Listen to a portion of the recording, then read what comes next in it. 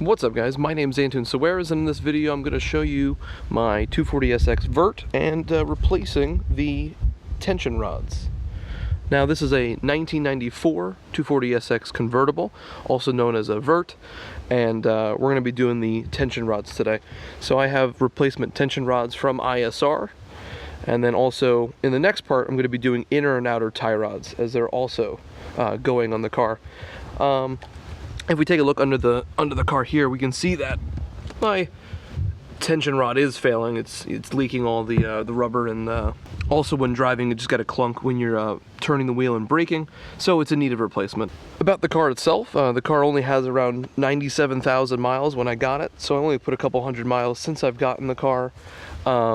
Other than that, it's been relatively clean. The engine has been working fine. I've done valve cover gasket a couple months ago, and the car's been running pretty smoothly.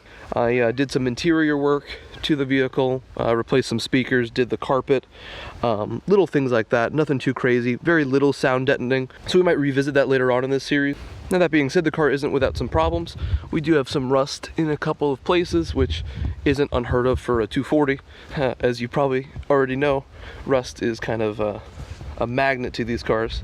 So hopefully I'm going to be getting that sorted in a couple of months, especially during this quarantine.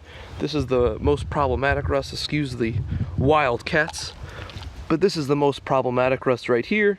And either I'm going to be bringing it to a shop, or I'm going to be doing it right here on the channel to just kind of show the process of rust removal and welding in a patch panel there. But for today's video, we're going to just look at our tension rod right here. So we only really have a couple bolts. We got one there, might be, I'm not sure what the millimeter is just yet, and then we have two right here in our ISR kit. It comes with the 4 bolts, and then we have the 2 tension rods. So I'm going to get set up and start removing it. So what we're going to be starting with here are these 2 bolts right there. I'm going to spray them down with WD-40. I have that one doing that already because I've already broken this one, but it needs to soak a little bit more and get that WD-40 in there. And we'll get these 2, I'll say these 2 first, at least these 2 first, and maybe try to break that one over there. Okay, so I got the rear 2 bolts off right there. WD-40 is a necessity, and even if you have air tools, breaker bar, 100% you need to get into there and get a breaker bar in there, because even with the air tools, you still need to break the bolts loose.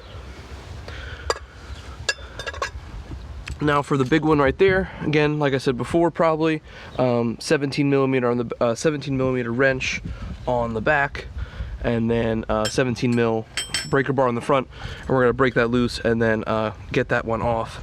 Hopefully I can record this one. This one I was kind of wedged under the car to get with the breaker bar in an awkward spot, but you know, WD-40 is gonna be your best friend to get them off. All right.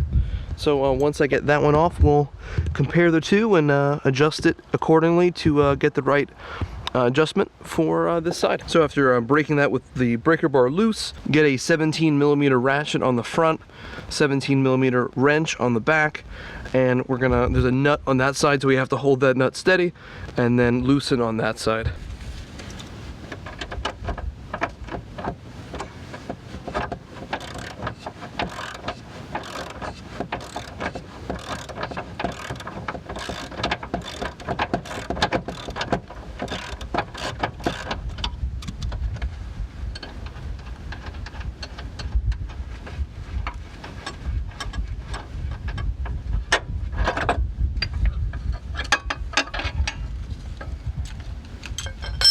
Alright, with that long bolt out, we are free to remove our broken tension rod right here, and we'll get her on the table and take a look here. So as you can see here, this is our failure point right here, which is the rubber, and all the grease inside of it it's all leaked out.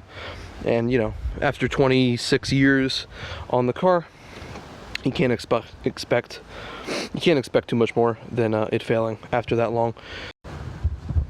So this is what we look like adjusted. So we're just kind of adjusting from the top and the bottom to kind of get them as even as possible here and here to kind of line up with your original set. So we're very close, if not perfect. And it's hard to see here, but we're lined up here really, really well. and we're lined up at the front as well. So this will be installed now. Alright, so this is just a rough fit in the car right now. So we got those two hex bolts right there, the original long bolt going through. We're going to use the original long nut there, and then the two nuts that are going to go to the hex bolts right here. The other important thing to make sure is you tighten these joints down so it doesn't adjust while you're driving, and then we're going to be torquing everything down.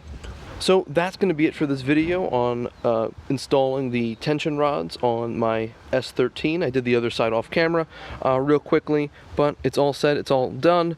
We'll be taking it for a test drive after the inner and outer tie rods are installed as well. And it's a much needed replacement compared to the old ones, which had no life left in them. And yeah.